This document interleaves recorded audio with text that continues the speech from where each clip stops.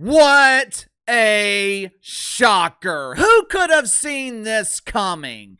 I know this might be surprising to our pretend friends in the mainstream media, but we did not need the mathematical genius of Pythagoras to figure out that ratings for the women's tournament were going to epically crash this year.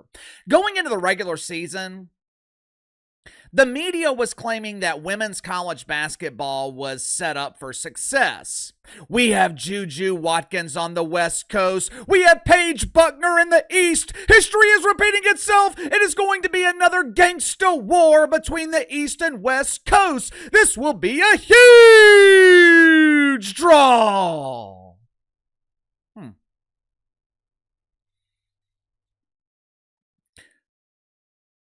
Like I tell you guys all the time, there is a huge difference between a star and a draw. This morning on the channel Discord server, we were talking about the NBA. Last night, Nikola Jokic, he had a 60-point triple-double. Now, last year in the dump, the media celebrated every time Angel Reese had a 10-point double-double, which consisted of 10 points along with 10 missed layups. But for some reason, the media has been relatively silent with this 60-point triple-double from Jokic. Why?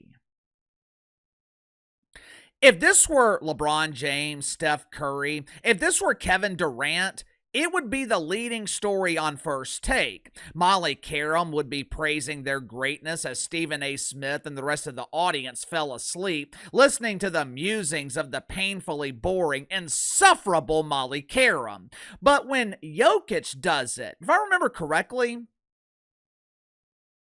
I don't think this is the first time that he has done this season. I want to say he had a 60-point triple-double, or maybe it was a double-double earlier in the season. But either way, when Jokic does it, no one seems to care. Why? Well, KC, it's because he plays in Denver.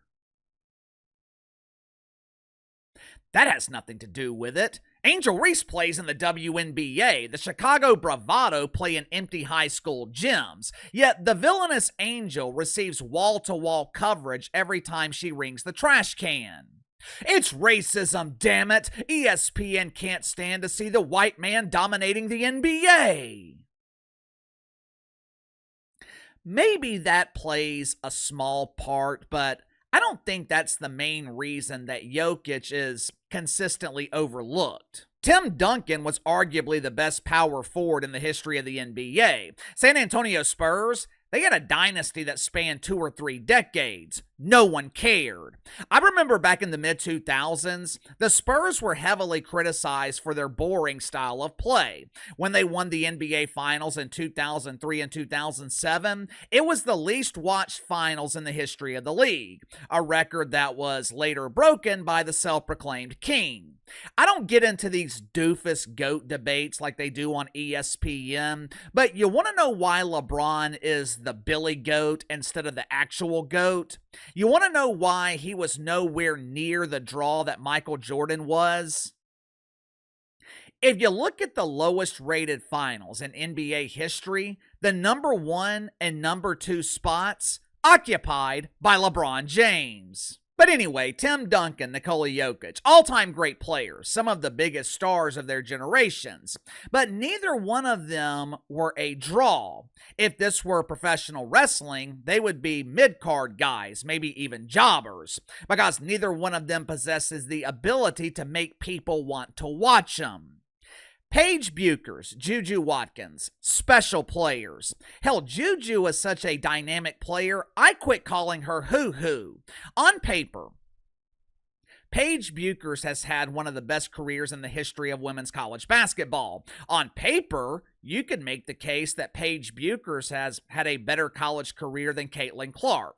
But this is the world of television. This is the world of entertainment, where you're not judged based on your accomplishments, you're not judged based on your stats, you're judged based on your drawing power. And looking at these ratings for the women's tournament, it is abundantly clear they ain't got it. Paige Bueckers might be a star, but she's not a draw.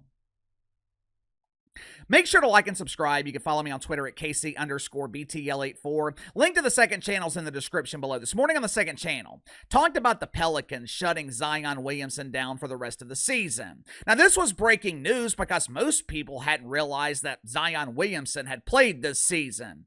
As Ian Rappaport would say, it is officially official. Zion Williamson is a bust. We also talked about an interesting solution to the tanking problem in the NBA, a solution that I think could work. So if you haven't already, click the link in the description below, subscribe to the second channel. Headline at Sports Media Watch: Women's ratings for Sweet 16 and Elite 8 down big from last year's records. Yeah, saying these ratings are down big, that would be a massive understatement. The Sweet 16 games on ESPN averaged just under 3 million viewers, down 50% compared to last year. Overall, the regional semis averaged 1.7 million, down 30% compared to last year.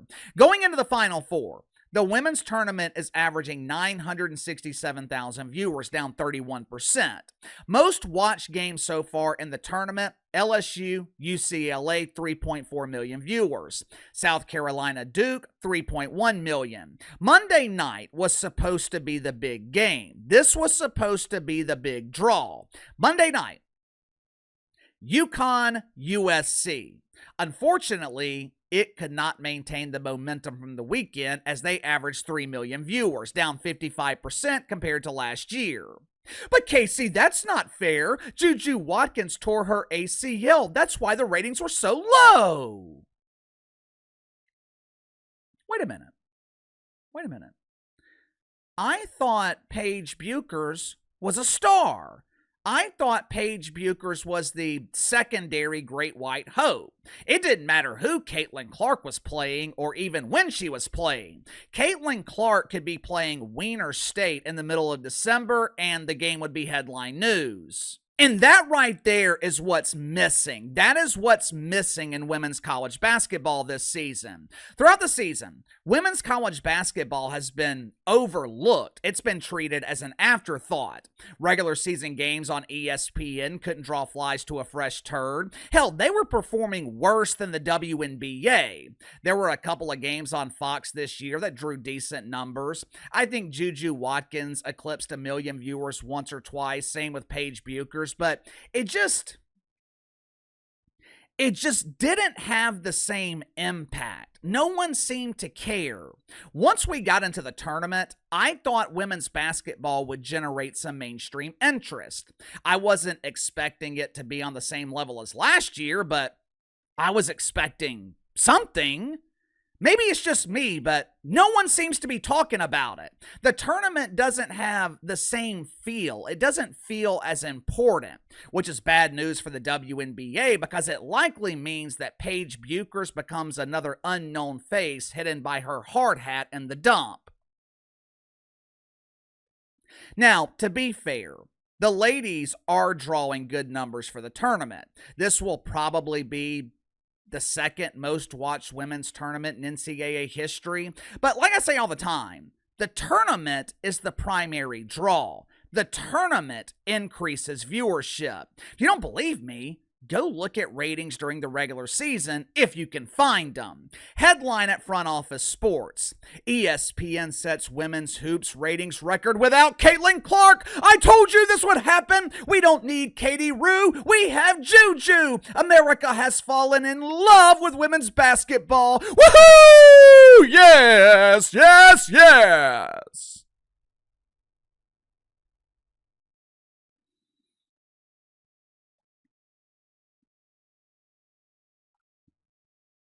On the front page of the article, Front Office Sports has a little girl holding up a sign that says, "Caitlin who? It's Paige Bueckers' time to shine." Yeah, Paige damn sure shined this season. The problem is, no one was watching. Yes, the women had their best season on ESPN since 2008 or 2009. But once you're given the context, you realize it's not all that impressive. For starters, Caitlin Clark did not play most of her games on ESPN because ESPN lost their contract with the Big Ten. To make matters worse, the women averaged just 280,000 viewers on ESPN. Don Lemon was fired by CNN because he couldn't eclipse 400,000. The Challenge All-Stars on MTV, it is at risk of being canceled because they're averaging around, I think it's around 350,000. But when women's college basketball averages 280,000, we're supposed to celebrate? Someone please make it make sense. This is the problem with the media and their coverage of women's sports. Instead of just telling the truth, instead of being real, the media would rather pander and virtue signal. Once again, players are doing everything they can not to become a dump diver in the WNBA. Now, I'm sure some of these decisions are purely financial. Even though the WNBA claims that they can make more money in the dump, clearly that's not the case. Clearly, no one believes it. If that were the case, women would be clamoring to be sized for their hard hat and steel-toed boots. They would be begging to leave these state-of-the-art college arenas to play games in high school gyms. Be sure to bring plenty of water, though. As you guys know, most of these dumps in the WNBA, they don't have running water. That's why the winner of the WNBA Finals receives the coveted prize of off-season access to the Golden Toilet. But all kidding aside, I'm sure some of these decisions are financial, but I think some of it also has to do with the optics, exposure. Paige Bueckers, huge star at UConn. JuJu Watkins, big star at USC. Neither one of them are mainstream draws, but they're definitely stars. But one of the reasons they're stars, it's because of where they're playing. If Paige Bueckers was at Iowa, do you think she would be a star? There have been plenty of big stars at UConn: Donna Taurasi, Curly Sue Bird, Breanna Stewart, Rebecca Lobo, Swin Cash, one of the most useless executives in the NBA. These women, all big stars at UConn. What happened once they got to the WNBA? They disappeared. Curly Sue is famous because she married the inspiration of prepubescent boys, Meg Rapinoe. These other stars, they're only recognized at UConn reunions.